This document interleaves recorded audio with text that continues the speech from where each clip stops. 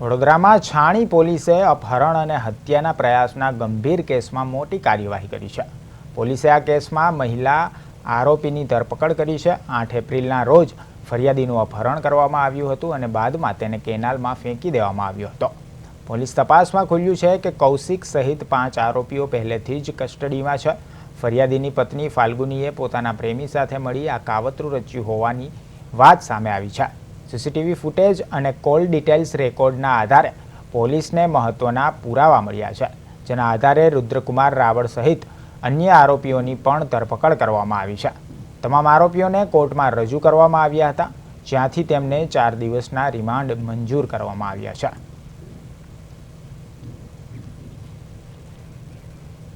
એકવાર ફરિયાદીને પૂછવામાં આવ્યું ત્યારે ફરિયાદી દ્વારા એવી જાહેરાત કરવામાં આવી કે એક પાર્લર ચલાવે છે, તો 8મી તારીખે રાત્રે 11 વાગે પોતાના પાર્લરથી દૈનિક જે રીતે રોજ ઘરે જતા હોય છે એ રીતે છાણી વિસ્તારમાં એ પોતે રહે છે અને ત્યાં પોતાના ઘેર રાત્રિના સમય જતા હતા ત્યારે એક સ્વિફ્ટ કાર જે એમના એક્ટિવાને અથડાવવામાં આવે છે, એમને પાડી દેવામાં આવે છે અને કારમાં બેસેલા 3 ઈસમો જે છે એ ખેંચી અને એમને સ્વિફ્ટ કારમાં ખેંચી જાય છે।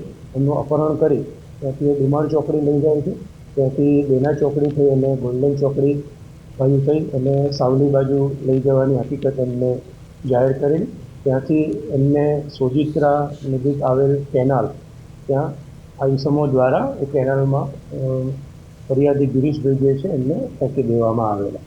તો મારવાના ઈરાદાથી એમને કેનાલમાં ફેંકેલા અને કેનાલમાં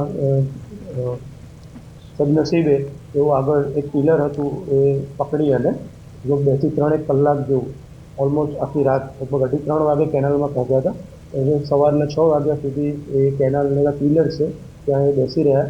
ત્યારબાદ તે અજવાળું થતાં બહાર આવતા બાજુના જે કેનાલની બાજુના જે મકાનો છે ત્યાં જઈ સંપર્ક કરતા એમને પોતાના ઘેર આ બાબતે જાણ કરેલી કે મને મારી સાથે આ પ્રકારનું કૃત્ય થયેલું છે।